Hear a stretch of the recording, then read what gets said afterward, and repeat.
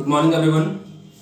Previous class में हमने हमारा जो पोएट्री पार्ट है उसको स्टडी किया और उस पोएट्री पार्ट में हमने कौन सी पोएम स्टडी की थी? The hope. ओके, और होप के हमने सारे स्ट्रेंजर्स बहुत ही अच्छे तरह से स्टडी कर लिए थे। आज की हमारी जो नेक्स्ट पोएम है, और नेक्स्ट पोएम कौन सी है? वो पोएम है the seven ages of man. एक इंसान के जीवन की 7 अवस्थाएं होती हैं। इंसान इन 7 स्टेज से 7 स्टेजेस से होकर के और गुजरता है, अपनी पूरी लाइफ को लीड करता है। और उसमें इन 7 स्टेजेस में जो है इसको किन किन प्रॉब्लम्स का जो है फेस करना पड़ता है, किन किन समस्याओं का सामना करना पड़ता है और उसको क्या क्या सीख मिलती है जीवन में, उसके बारे में हम इसमें स्टडी करेंगे। बहुत ही स्प्लेंडेड, बहुत ही शानदार पोएम है और इसमें हमें जो है सिलेबस के अकॉर्डिंग स्टडी तो करनी है। हमें अपनी लाइफ में भी प्रैक्टिकल इसको स्टडी करना कि रियल में ये चीज़ें हमारे साथ में होती है क्या। ओके, जैसे हम कोई भी प्रोग्राम देखते हैं उसमें आने वाले जितने भी पात्र होते हैं और वो अपनी अपनी भूमिका अदा करके और उस रंगमंच से या उस स्टेज से चले जाते हैं, वैसे इस पोएम पे आपको ये बता रखा है कि मानव जीवन जो है वो किसी इंसान को मिलता है और वो अपने 7 स्टेजेस जो हैं उनको पार करके उनमें अपनी अपनी भूमिकाएं अदा करके और एक इस संसार से जो है वो विदा हो जाता है और किस प्रकार अपनी लाइफ को जो है इन स्टेजेस के थ्रू वो लीड करता है, ये इस पूरी पोएम में आपको बताया गया है। और बहुत ही शानदार पोएम है और ये जो अवस्थाएं हैं हर व्यक्ति के जीवन में, हर इंसान के जीवन में ये अवस्थाएं आती हैं। ओके, और इन अवस्थाओं का व्यक्ति जो है वो फेस भी करता है, एंजॉय भी करता है और फिर एक दिन इस संसार से चला जाता है। तो let's see the today's poem the 7 ages of man. Okay, मानव की 7 अवस्थाएं, और इसके जो पॉइंट हैं वो है विलियम शेक्सपियर। तो इसके अंदर हमें स्टेज वाइज जो है इनको स्टडी करना पड़ेगा। जैसा मैंने आपको बताया कि इसमें कितने स्टेजेस होती हैं? 7 स्टेज होती हैं और 7 स्टेज को हम 1 बाय 1 जो है वो स्टडी करेंगे। ओके, तो हमें इस पॉइंट को जो है वो प्रैक्टिकली लाइफ के अकॉर्डिंग भी देखना है। बहुत ही स्प्लेंडेड पोएम, इसमें आपको इतनी प्रकार की चीजें, इतने प्रकार का जो है टीचिंग मिलेगा, आपको सीख मिलेगी आपको कि आप लाइफ में जो है इसको अपनाने के लिए मजबूर हो जाएंगे। इस प्रकार की ये पोएम है। तो देखिए इसका first stanza, all the world is a stage. Okay, यहाँ पर ये अपोस्ट्रोफी एस का मतलब इज है यहाँ पर। All the world is a stage and all the man and women merely players. They have their exits and their entrances, and one man in his time plays many parts. Okay, तो ये हमारा first stranger था। तो इसमें कुछ hard जो meaning उनको हम देख लेते हैं। स्टेज मीन्स रंगमंच होता है। मैन एंड वेमेन आदमी और औरतें। मियरली मीन्स केवल, merely means only. Player means आप जानते हैं पात्र या खिलाड़ी। एग्जिट्स मीन्स होता है निकास द्वार, जिससे हम निकलते हैं किसी जगह से। एंट्रेंस का प्रवेश द्वार, जहां हम प्रवेश करते हैं जिस गेट के माध्यम से। इसके बाद में मैनी पार्ट्स, पार्ट्स मीन्स भूमिकाएं। ओके, इस प्रकार से कुछ ये हार्ड वर्ड थे, मैंने आपको बताए। अब हम इसका ट्रांसलेशन देखते हैं। तो all the world is a stage, पूरा संसार एक रंगमंच है। रंगमंच you know very well. Stage जो होती है, स्टेज पे हम कोई भी प्रोग्राम देखते हैं, सारे के सारे पात्र स्टेज पे आते हैं और अपनी अपनी भूमिकाएं अदा करके वहां से चले जाते हैं। वैसे ये संसार भी क्या है? संसार भी एक रंगमंच है। ओके, स्टेज है।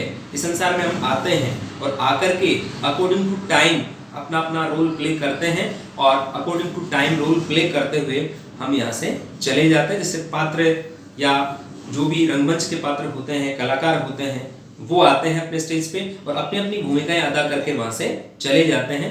वैसे इंसान भी जो है वो इस रंगमंच से अपनी भूमिकाएं अदा करके चला जाता है। तो पहली लाइन का मीन क्या हुआ? All the world is a stage, पूरा संसार क्या है? एक रंगमंच है। Okay, let's see the next line, and all the man and women merely players. Man and women, आदमी और औरतें, जो भी इंसान है सारे, merely players, वो केवल क्या है? प्लेयर्स हैं, खिलाड़ी हैं, पात्र हैं। संसार तो क्या है? एक रंगमंच है और इसके अंदर संसार में रहने वाले जो लोग हैं, आदमी और औरतें, वो सब क्या हैं? खिलाड़ी हैं, या यूं कह सकते हैं पात्र हैं, जो रंगमंच पे आते हैं, संसार में आते हैं और अपनी भूमिका अदा करके चले जाते हैं। They have their exits and their entrances. इसका अलग से जो मीन है वो ये है कि दे हैव देयर एग्जिट्स, उनके जाने के सबके रास्ते अलग अलग हैं, ओके, और संसार में आने के रास्ते जो हैं वो अलग अलग हैं उनके, या उनके अपने हैं, ये मान सकते हैं आप। दे हैव देयर एग्जिट्स, उनके जो है जाने के रास्ते, मतलब मृत्यु जो उनकी होती है वो किस किस प्रकार से होती है, और देयर एंट्रेंसेस, और उनका जो प्रवेश है संसार में आना है वो उनके सबके अपने अपने होते हैं। कोई किस प्रकार से मरता है, कोई किस प्रकार से मरता है, तो ये इस प्रकार के जो है उनके जाने के रास्ते जो है इसमें बता रखे हैं। And one man in his time place many parts, और एक व्यक्ति अपने टाइम में, मतलब लाइफ टाइम में, अपने लाइफ टाइम में प्लेस मैनी पार्ट्स, कई प्रकार की भूमिका अदा करता है, ओके। तो इसमें आपको क्या बताया गया, संसार एक क्या है, रंगमंच है, और मनुष्य जो है संसार में वो क्या है, सभी उस रंगमंच के पात्र हैं, ओके। और इसके बाद क्या है, दे हैव देयर एग्जिट्स, उनके क्या है, एग्जिट्स, जाने के रास्ते अलग अलग, मतलब संसार में जो चले जाते हैं, यहाँ से मृत्यु को प्राप्त हो जाते हैं, तो मृत्यु कई प्रकार से उनकी होती है, तो उनके अपने एग्जिट्स होते हैं, एंड देयर एंट्रेंसेस, और उनके अपने प्रवेश जो द्वार हैं वो होते हैं। ये जो है इसमें बता रखा है। इसके जस्ट बाद में हमारा जो सेकंड स्टेंजा है वो क्या है इसमें, his acts being 7 ages at first the infant, उसकी जो एक्ट्स हैं, उसकी जो भूमिकाएं हैं, भूमिकाएं का मतलब उनकी जो क्रियाकलाप हैं या जो कार्य करते हैं उसके अकॉर्डिंग जो है उनकी एज कितनी होती है, 7 एज होती है, ओके। तो हिज एक्ट्स बीइंग 7 एजेस, कितनी एज है उनकी, 7 एजेस हैं, उनकी जो कार्य है, उनकी जो क्रियाकलाप है कितने एजेस में डिवाइडेड है, 7 एजेस में है। एट फर्स्ट द इन्फेंट, सबसे पहला जो एज है वो है इन्फेंट, इन्फेंट में शिशु, छोटा बच्चा जो जन्म लेता है संसार में, वो है फर्स्ट एज, ओके। इसके बाद में अब वो छोटा बच्चा, उसके क्रियाकलाप, उनकी जो एक्टिविटीज है वो इसमें बता रखी है कि छोटा बच्चा क्या करता है अपनी एज में और किस किस प्रकार से जो है अपनी भूमिका निभाता है। तो छोटा बच्चा क्या करता देखिएगा, म्यूलिंग एंड प्यूकिंग, प्यूकिंग का मतलब उल्टी करना, वोमिटिंग करना, छोटा बच्चा वोमिटिंग करता है, नो प्रॉब्लम। और म्यूलिंग, म्यूलिंग मींस चिल्लाता रहना, कराना, किसी भी कारण से जो है बच्चा है वो आवाज करता रहता है, कहां पर, इन the nurse arms, nurse means जो धाइका, धाई होती है, या मान लो माँ है उसकी, जो उसकी गोदी में खेलता है या गोद में खेलता है, उसकी भुजाओं में खेलता है, आर्म्स का मतलब गोद से है, तो अब उसकी गोद में क्या करता है, वो चिल्लाता भी है, कराता भी है और उल्टियां भी करता है, ओके। छोटे बच्चों जैसे दूध पिलाते हैं अपन, उसकी माँ जो दूध पिलाती है और वो कई बार क्या है, दूध पिलाने के बाद वो तुरंत जो वोमिटिंग भी कर देता है जब उसको दूध सेट नहीं होता है। इसके बाद में ये इसमें क्या होता है, फर्स्ट एज में ऐसा होता है, और फिर फर्स्ट एज कौन सी हुई आपकी, द इन्फेंट वाली। तो इन्फेंट एज में क्या होता है, इन्फेंट एज में बच्चा म्यूलिंग करता है, मतलब कराता है, चिल्लाता है, प्यूकिंग, प्यूकिंग मींस वोमिटिंग करता है, उल्टी करता है, ओके। और ऐसा करके और वो अपनी जो माँ है उसके पास में ही रहता है, लेकिन ये उसकी एक्टिविटी है, उसकी क्या है, एक तरह से स्टेज है, वो उसकी भूमिका है, उसका रोल है कि छोटा बच्चा ये रोल अदा करता है, और तो कुछ कर नहीं सकता वो। क्या कर सकता है छोटा बच्चा, eight first the infant mewling and puking in the nurse arms, क्या करता है वो, देखिएगा, म्यूलिंग कराना, प्यूकिंग उल्टी करना, तो वो कराता है, चिल्लाता रहता है, थोड़ी देर मान लो उसको माँ नहीं देखे या उसको सही नहीं संभाले, दूध वगैरह नहीं पिलाए, तो वो क्या करता है, पहले तो वो चिल्लाता है, उसके बाद जब दूध पिलाते तो फिर क्या करता है, वो उल्टी भी कर देता है, ओके। तो म्यूलिंग का मतलब चिल्लाना, प्यूकिंग का मतलब उल्टी करना। तो पहले वो क्या करता है, म्यूलिंग करता है, चिल्लाता रहता है, उसके बाद उसकी माँ उसको जो है दूध जब पिलाती है तो वो क्या करता है, वोमिटिंग भी कर देता है। और कहाँ करता है वोमिटिंग, वो नर्स आर्म्स, जो माँ की गोद है उसके अंदर ही उल्टी कर देता है। तो ये हमने देखा फर्स्ट स्टेज। अब सेकंड स्टेज में क्या देखिएगा, then the whining school boy, whining का मतलब कंप्लेनिंग, जैसे मान लो उसको रियल में दर्द हो रहा हो, आजकल के छोटे बच्चे होते हैं वो स्कूल जाने में बड़ा प्रॉब्लम होता है उनको, वो कतराते हैं स्कूल जाने से, ओके, और कई प्रकार के एक्सक्यूजेस जो है अपने पेरेंट्स से करते हैं। Then the whining school boy, ये जो है वो इंसान की सेकंड स्टेज है, सेकंड जो एज है वो है स्कूल बॉय की। तो इस एज में बच्चा क्या करता है, then the whining school boy, whining means complaining, शिकायत करते हुए, जैसे वास्तव में उसको कोई प्रॉब्लम हो रही है ऐसे वो शिकायत करता है डेली। ओके, विद इज सेचल, सेचल का मतलब उसका छोटा जो बैग होता है जिसमें वो अपनी बुक्स वगैरह रखता है, अपनी स्लेट वगैरह रखता है, उस बैग को लिए हुए वो शिकायत करता है कि मेरे पास आज कॉपी नहीं है, आज पेन नहीं है, आज स्लेट नहीं है, आज शार्पनर नहीं है, कोई ना कोई बहाना बना करके और वो क्या है कंप्लेन करता रहता है और स्कूल जाने से वो कतराता है। ओके, और पेरेंट्स जो हैं, उसकी मदर है या फादर है जो भी है, तो वो उसको स्कूल भेजना चाहते हैं but he doesn't want to go to school.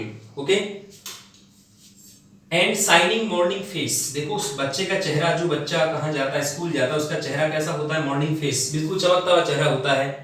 उसको बिल्कुल तैयार करके घर वाले जो है वो स्कूल के लिए जो है भेजने की चेष्टा रखते हैं या भेजने की कोशिश करते हैं, बट वो बच्चा क्या करता है, क्रीपिंग, क्रीपिंग मतलब धीरे धीरे चलना। ओके, रेंगना, वो रेंग करके चलता है, स्कूल जाने से कतराता है और उसके पैर वापस जो स्कूल से, स्कूल तो जाता नहीं है और अपने घर की तरफ वापस उसके पैर पड़ते हैं, तो वो क्रीपिंग धीरे धीरे जाता है। जैसे यहाँ पर जो देखो कंपेयर किया गया है स्नेल, स्नेल एक छोटा सा जानवर होता है जिसको घोंगा कहते हैं, वो धीरे चलने के लिए प्रसिद्ध है, बहुत धीरे धीरे चलता है वो, तो वैसे स्कूल जाने वाला जो बच्चा है वो भी एकदम से धीरे धीरे जो है वो जाता है, लेकिन उसकी इच्छा नहीं है स्कूल जाने की। देखिएगा आगे लिखा हुआ है अनविलिंगली टू स्कूल, स्कूल जाने में अनिच्छुक है, बिना इच्छा के स्कूल वो जो है जाता है, घर वाले उसको भेजते हैं बट वो नहीं जाना चाहता, वो घर पे रहना चाहता है और कई प्रकार की कंप्लेनिंग जो है वो बच्चा करता है। तो इस प्रकार से सेकंड स्टेज में और फर्स्ट स्टेज में आपको क्या बताया गया, फर्स्ट स्टेज में छोटा शिशु होता है और वो शिशु क्या करता है, कराता रहता है, उसके बाद उसकी मदर जो उसको दूध पिलाती है तो फिर वो वॉमिटिंग करता रहता है, ये उसकी ड्यूटी है या कह सकते हैं उसकी भूमिका है, ये भूमिका अदा करता है वो, मतलब एक इंसान के रूप में वो छोटा बच्चा है, वो बच्चा अपनी ये फर्स्ट स्टेज जो है इसके अंदर इस प्रकार की रोल या इस प्रकार की जो भूमिका है वो अदा करता है। और सेकंड स्टेज में कौन है, स्कूल बॉय है, तो स्कूल बॉय क्या करता है, कंप्लेन करता रहता है। ओके, वीनिंग मींस कंप्लेनिंग, जैसे उसको दर्द हो रहा हो, कई प्रकार के एक्सक्यूज जो है छोटे बच्चे के पास में होते हैं तो वो स्कूल जाने वाला होता है। ओके, तो वो कई प्रकार की कंप्लेनिंग करता है कि आज मेरे पास में बैग नहीं है, आज मेरे पास कॉपी नहीं है, पेन नहीं है, पेंसिल नहीं है, ओके, मेरा शार्पनर खो गया। इस प्रकार की जो कंप्लेनिंग वो हमेशा करता रहता है क्योंकि वो स्कूल जाने की उसकी इच्छा नहीं है, वो नहीं जाना चाहता और अपना बैग ले लेता है विद हिज सेचर, तो छोटा जो बैग होता है उसमें अपनी बुक्स वगैरह रखता है तो वो ले लेता है। एंड शाइनिंग मॉर्निंग फेस, वो चेहरा उसका कितना दमकता हुआ चेहरा है, मॉर्निंग फेस, इसको चमकता हुआ उसका चेहरा होता है, सुबह सुबह नहला करके उसको बिल्कुल अप टू डेट कर देते हैं घर वाले। और फिर देखो चलता कैसे है, क्रीपिंग, क्रीपिंग मींस होता है रैंक करके चलना, धीरे धीरे चलता है, लाइक स्नेल, एक घोंघे की तरह। ओके, अनविलिंग टू स्कूल, और स्कूल जाने में अनविलिंग है मींस अनिच्छुक है, उसकी इच्छा नहीं है स्कूल जाने की। इस प्रकार जो है वो सेकंड स्टेज में अपनी जो भूमिका है वो अदा करता है। इस प्रकार हमने यहाँ पर 2 स्टेज पढ़ी है, आई होप आपको समझ में आ गई होगी। बहुत स्प्लेंडेड पोएम है, शानदार पोएम है, आपको एक एक वर्ड का पता होना चाहिए जिससे आपको जो है पोएम है वो अच्छी तरह से समझ में आ जाए। तो बहुत ही स्प्लेंडेड, बहुत ही शानदार पोएम है, तो हमें इसको जो है इसके अकॉर्डिंग ही स्टडी करना है। तो हमने एक इंसान की लाइफ की 2 स्टेज के बारे में स्टडी किया। ओके, फर्स्ट स्टेज कौन सी थी, इन्फेंट वाली, और सेकंड स्टेज किसकी थी, स्कूल बॉय वाली। Okay, let's see the third stage. इसके बाद देखिएगा थर्ड स्टेज में क्या, then the lover, lover means प्रेमी। अब यहाँ पर ये भी इंसान की जिंदगी में एक ऐसा स्टेज आता है, ओके, जो उसको अदा करना पड़ता है। तो थर्ड स्टेज कौन सी है, एंड देन द लवर, एक प्रेमी की जो स्टेज होती है वो थर्ड स्टेज होती है। अब इसमें प्रेमी के साथ में क्या होता है, प्रेमी कौन सा रोल अदा करता है वो देखिएगा, साइंग लाइक फर्नेस, फर्नेस का मतलब भट्टी या धोकनी। ओके, धोकनी जैसे आग भरती है, धोकनी से हम कोई भी ये जो लोहार जाती होती है, ये लोहे को तैयार करने के लिए, उसको कन्वर्ट करने के लिए किसी दूसरी चीज में लोहे को पहले तपाते हैं। ओके, आग में तपा करके उस लोहे को आकार देते हैं, तो आग में तपाने के लिए वो एक धोकनी रखते हैं। ओके, तो वो धोकनी के जैसे हवा देते हैं तो कोयलों के ऊपर जो है उसकी हवा लगती है और वो कोयले क्या है एक तरह से दमक उठते हैं, वैसे ही आग भरता है। ओके, फर्नेस, भट्टी, भट्टी के ऊपर जब कोयले आ जाते हैं तो इसे लपटें से उठने लग जाती है। ओके, तो उसको कहते हैं फर्नेस का साइन करना या भट्टी का आह भरना। वैसे ही जो लवर है ये भी आहें भरता रहता है, किस लिए? For his beloved with A woeful ballad. और फिर क्या करता है, ये वेदनापूर्ण जो विरह गीत है वो ये गाता रहता है, इसके लिए? अपनी प्रेमिका के लिए जो है वो उसको जो है पाने के लिए या उसकी याद में जो है वो वेदनापूर्ण विरह गीत है वो गाता रहता है। Made to his mistress eyebrow. और जो गीत, कौन सा गीत गाता रहता है? जो गीत उसकी प्रेमिका की सुंदरता के लिए बना हुआ है या सुंदरता के लिए लिखा हुआ है, उस गीत को प्रेमी जो है वो गाता रहता है। तो इस स्टेज में प्रेमी जो है या जो लवर है वो भी अपनी भूमिका अदा करता है। बैलाड का मतलब क्या होता है? एक विरह गीत होता है। ओके, जो प्रेमिका के जाने के बाद प्रेमी गाता है उसको कहते हैं बैलाड। और यहाँ पर क्या लिखा हुआ? वोफुल बैलाड मीन्स होता है पैथेटिक लव सॉन्ग, वेदनापूर्ण विरह गीत वो गाता रहता है। और उस विरहपूर्ण गीत में वो क्या गाता है? अपनी जो मिस्ट्रेस है, अपनी जो बिलव्ड है, उसकी सुंदरता का बखान करता है, जो उसको एक तरह से उसके सामने नहीं है या हो सकता है उसको छोड़ के जा चुकी हो। इस कंडीशन में जो है वो उसकी जो सिचुएशन है, कंडीशन है वो बहुत ज़्यादा खराब है। और इस प्रकार से जो आह भरता रहता है, जैसे कि भट्टी जो है वो आह भरती है।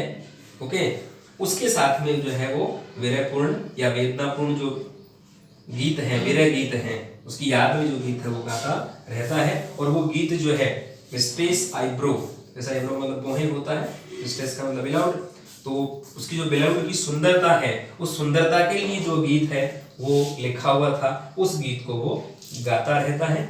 इस प्रकार हमने यहाँ पर 3 स्टेज के बारे में स्टडी किया है। ओके, तो ये पॉइंट बहुत ही अच्छी पॉइंट है। इसके बाद इसकी 4 स्टेजेस और बचती हैं, तो एक बार इन 3 स्टेजेस को आप जो है वो रिवाइज कर लें। मैं फिर से आपको बता रहा हूँ इन 3 स्टेजेस में क्या क्या बताया गया है। तो फर्स्ट जो हमारा स्टेंजा है, उस फर्स्ट स्टेंजा में हमें क्या बता रखा है? यहाँ पर हमें बता रखा है कि ये संसार जो है वो क्या है? रंगमंच है। ओके, संसार क्या है? स्टेज है। स्टेज पे आने वाला हर पात्र, हर कलाकार अपनी अपनी भूमिका अदा करता है और वहां से चला जाता है। जैसे इसमें क्या बताया कि दे है, दे का मतलब इंसान है यहाँ। और अगर रंगमंच की बात करें तो यहाँ पर क्या है? जो कलाकार हैं उनकी बात कर रहे हैं। तो एग्जिट्स एंड एंट्रेंसेज, जो भी कलाकार रंगमंच पे आते हैं तो जो पार्टिसिपेट होते हैं या पार्टिसिपेंट्स होते हैं, पार्टिसिपेट करने वाले होते हैं, भूमिका अदा करने वाले होते हैं, जो भी कलाकार, उनके आने का रास्ता अलग होता है, उनका एंट्रेंस अलग होता है। और जो भूमिका अदा करके जाते हैं, मतलब अपना जो प्रोग्राम है उसको प्रेजेंट करके जाते हैं, प्रोग्राम को पेश करके जाते हैं, तो उनके जाने वालों का रास्ता जो है वो अलग होता है। जिस रास्ते से वो आते हैं, कौन? कलाकार, कहाँ पर? रंगमंच पर। तो रंगमंच पर जिस गेट से जो आते हैं वो कलाकार, उस गेट से वापस नहीं जाते हैं, उनके जाने का रास्ता अलग होता है। तो वैसे ही यहाँ पर इंसान की बात करें कि संसार में आने के लिए जो है वो अपने सबके जो है एंट्रेंसेज हैं वो होते हैं, और सबके अपने अपने क्या होते हैं? एग्जिट्स भी होते हैं। कोई पहले चला जाता है, कोई बाद में चला जाता है। ओके, ये बात है।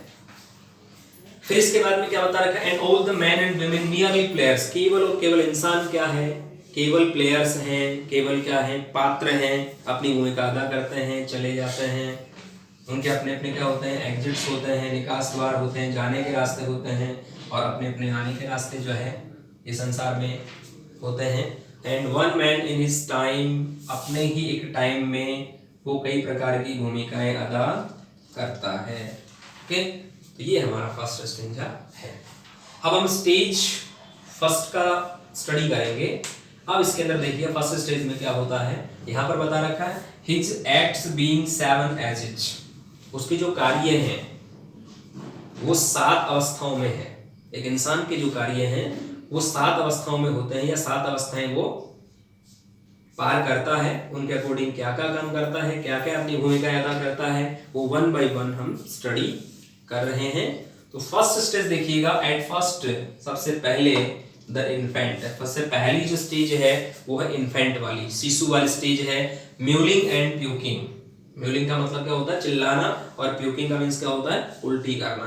तो इस अवस्था में जो बच्चा होता है, शिशु होता है, वो माँ की गोद में क्या करता रहता है? चिल्लाता रहता है। और उसके बाद माँ मान लो चिल्लाता है वो बच्चा, तो उसको दूध पिलाती है चुप करने के लिए। थोड़ी देर बाद में क्या कर देता है? वो वॉमिटिंग कर देता है। ओके, फिर इसके जस्ट बाद में क्या बता रखा है?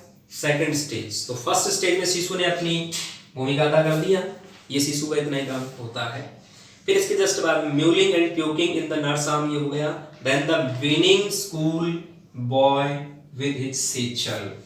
अब ये सेकंड स्टेज है, वीनिंग स्कूल बॉय, शिकायत करता हुआ जो बच्चा है, जैसे उसको दर्द हो रहा हो, या तो रियल में दर्द हो रहा है लेकिन रियल में होता नहीं है, वो केवल एक्सक्यूज करता है, बहाने बनाता है, because he doesn't want to go to school. Okay, he is not interested in his study, उसको अपनी स्टडी में इंटरेस्ट नहीं है। तो ये वीनिंग स्कूल बॉय है विद हिज सेचल, जो बुक्स होती हैं जिनको बैग में रखता है, उस बैग को कहते हैं सेचल। ठीक है, एंड शाइनिंग मॉर्निंग फेस, उसका चेहरा देखिए कैसा है? शाइनिंग है, चमकता हुआ। मॉर्निंग फेस, दमकता हुआ जो चेहरा, जैसे सूर्य का प्रकाश सुबह सुबह होता है ना, वैसे कितना अच्छा लगता है उगता हुआ सूर्य, वैसे ही इस बच्चे का जो चेहरा है वो भी दमकता हुआ लग रहा है। सुबह सुबह तैयार किया घर वालों ने उसको, उसके पेरेंट्स ने स्कूल जाने के लिए। बट प्रॉब्लम क्या है उसके साथ में? क्रीपिंग, धीरे धीरे चलता है। किसकी तरह? लाइक स्नेल, एक घोंघा जो जानवर होता है उसकी तरह वो धीरे धीरे चलता है। Because he is not willing, उसकी इच्छा नहीं हो रही है, वो इच्छा नहीं कर रहा है। अनविलिंग टू स्कूल, स्कूल जाने की उसकी इच्छा नहीं है, इसलिए धीरे धीरे चल रहा है। और धीरे धीरे चलकर को ये बताना चाह रहा है कि मैं अगर ऐसे चलूंगा, इस प्रकार की एक्टिविटीज करूंगा, तो हो सकता है मेरे घर वाले मुझे स्कूल नहीं भेजें। इस प्रकार ये जो स्कूल बॉय का एक क्या है? रोल है। तो स्कूल बॉय इस प्रकार की भूमिका अदा करता है। तो ये जो है हमने एक इंसान की कितनी स्टेज देखी? 2 स्टेज देखी, जिसमें वो अपनी अपनी भूमिकाएं अदा करता है, और अपनी भूमिकाएं अदा करके और वहां से जो है वो चला जाता है। इसके जस्ट बाद में we will study third stage. Third stage में क्या है? थर्ड स्टेज किसकी है? And then the lover. Third stage किसकी है? लवर की है। लवर मीन्स प्रेमी। प्रेमी की थर्ड स्टेज क्या है? देखिएगा, प्रेमी क्या करता है? Sighing like furnace, furnace means भट्टी, धोकनी। एक धोकनी की तरह जो है वो आह भरता रहता है। ओके, जिस धोकनी में कोयले डाले जाते हैं, उसके बाद उनको जलाया जाता है और उनसे ऊपर जो है लपटें उठती हैं, उस भट्टी की तरह जो आहें भरता है विद ए वोफुल बैलाड। और उस कंडीशन में क्या करता है? वो वेदनापूर्ण विरह गीत जो है वो गाता रहता है। बिकॉज उसकी जो प्रेमिका है उसके पास में नहीं है, तो उसकी याद में वो क्या करता है? वेदनापूर्ण विरह गीत गाता है। तो और वो वेदनापूर्ण विरह गीत जो है वो made to his mistress eyebrow beauty of beloved. इसका मतलब क्या हो गया? मिस्ट्रेस आईब्रो का मतलब ब्यूटी ऑफ बिलव्ड, वो उसकी जो प्रेमिका है उसकी सुंदरता के लिए ही जो है वो लिखा हुआ गीत है, वो गाता रहता है। मेट का मतलब रिटर्न, लिखा हुआ। इस प्रकार से प्रेमी की जो कंडीशन है वो भी बहुत ज्यादा इस स्टेंजा के अकॉर्डिंग खराब होती है, क्योंकि उसको प्रेमिका उसके पास में नहीं है, और वो प्रेमिका की याद में विरहपूर्ण जो वेदनापूर्ण विरह जो गीत है वो गाता रहता है और अपनी प्रेमिका को याद करता रहता है। इस प्रकार से ये थर्ड स्टेज जो है हमने यहाँ देखी। ओके, इस प्रकार हमने यहाँ थर्ड स्टेज का ये देखी, और वैसे हम 1 बाय 1 3 स्टेज हम पढ़ चुके हैं। अब हम कुछ इसके जो क्वेश्चन हैं वो देख लेते हैं, किस प्रकार के क्वेश्चन आते हैं एग्जाम में, और हमें क्वेश्चन के अकॉर्डिंग ही आंसर देना है। बिकॉज क्वेश्चन जो है बिल्कुल शॉर्ट भी होते हैं, 1-2 क्वेश्चन बड़े भी हो सकते हैं, इसमें 2-3 लाइंस का आंसर हमें देना पड़ सकता है। बट ज़्यादातर जो आंसर होते हैं वो कैसे होते हैं?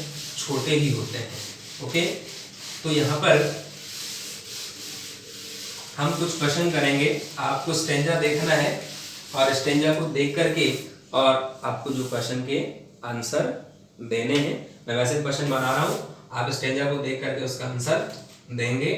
फर्स्ट जो क्वेश्चन है वो है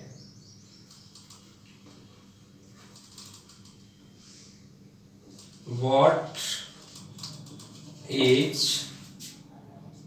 द वर्ल्ड। ओके, संसार क्या है, व्हाट इज द वर्ल्ड। तो हमने फर्स्ट स्टेंजा का फर्स्ट जो लाइन था वो था इसका आंसर, और आंसर क्या बनेगा इसका, the world is a stage. संसार क्या है, एक रंगमंच है। अब देखिएगा इसमें आपको क्या लिखना पड़ा, और वर्ड यहाँ लिखा हुआ है, इज भी यहाँ है, हमें केवल एक वर्ड याद रखना पड़ा, ए स्टेज, एक रंगमंच। ए स्टेज हमें याद रखना पड़ा, और इसके अलावा हमारे पास में कोई जो है दूसरी चीज रखने वाली नहीं है।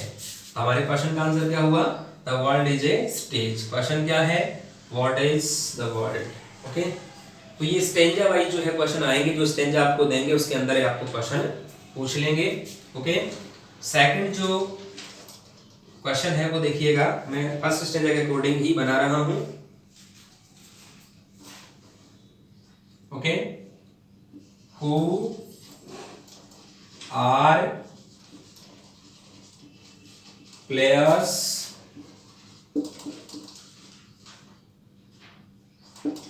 इन दिस स्टेज।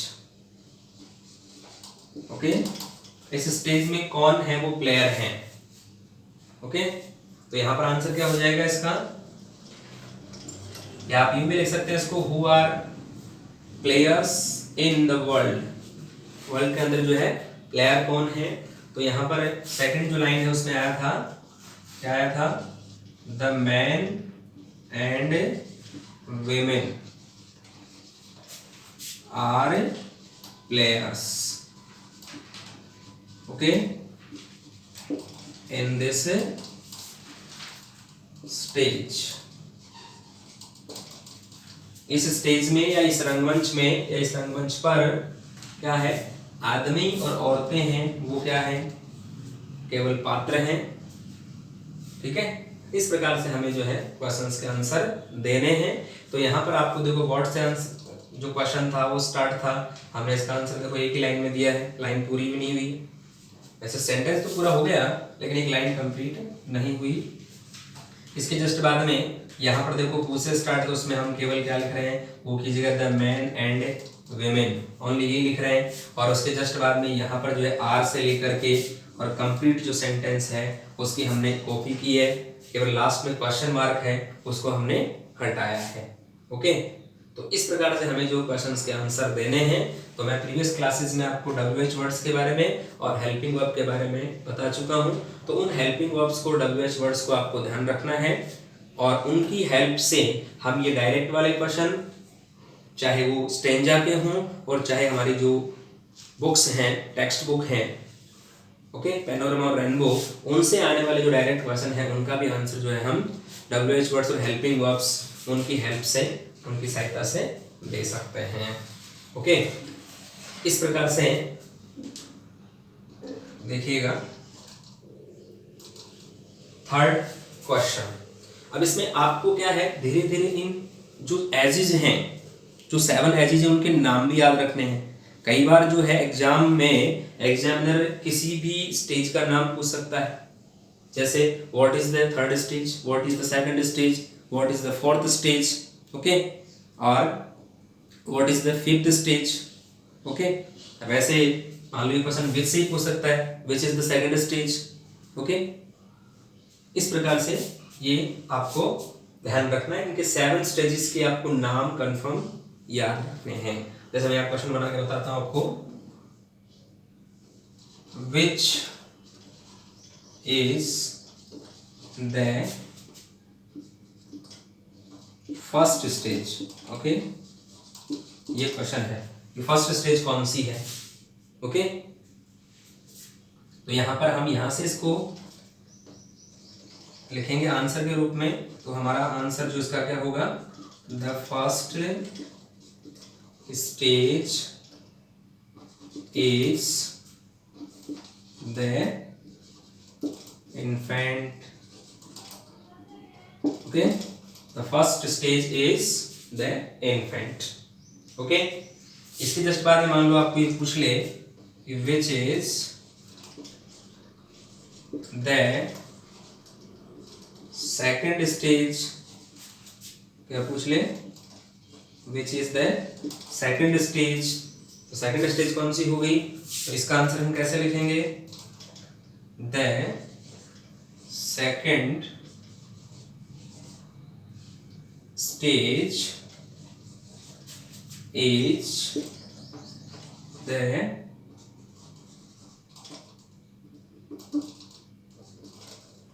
winning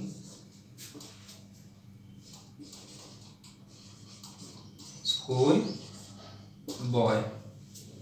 ओके, आप ये विनिंग नहीं लिखें तो भी कोई प्रॉब्लम नहीं है, स्कूल बॉय भी लिख सकते हैं, नो प्रॉब्लम. तो हमारा नेक्स्ट क्वेश्चन क्या है, which is the second stage. Second stage कौन सी है, तो second stage is the winning school boy. इस प्रकार से यहाँ पर हमने 4 क्वेश्चन का स्टडी किया और उनके आंसर भी हमने जो अकॉर्डिंग टू रूल लिखे हैं. इस प्रकार हमें एक स्टेंजा में 4 क्वेश्चन या 3 क्वेश्चन जो है वो हमें 2 क्वेश्चन देंगे, 3 नहीं देंगे. या तो आएंगे कितने 4 क्वेश्चन या आएंगे 2 क्वेश्चन. तो हमें इस प्रकार से जो स्टेंजा को देख करके और हमें उनके आंसर देने हैं और स्टेंजा को ढंग से स्टडी करना है. और हम जो है नेक्स्ट क्लास में जो और स्टेंजाज हैं उनका स्टडी करेंगे, जिसमें 4th स्टेज से स्टार्ट करेंगे. तब तक आप 3rd स्टेज तक जो है इसको लर्न कर लेना ढंग से. और जो क्वेश्चन है इस प्रकार मैंने बताया वैसे आपको प्रैक्टिस भी करने हैं. तब तक thank you very much, have a nice day.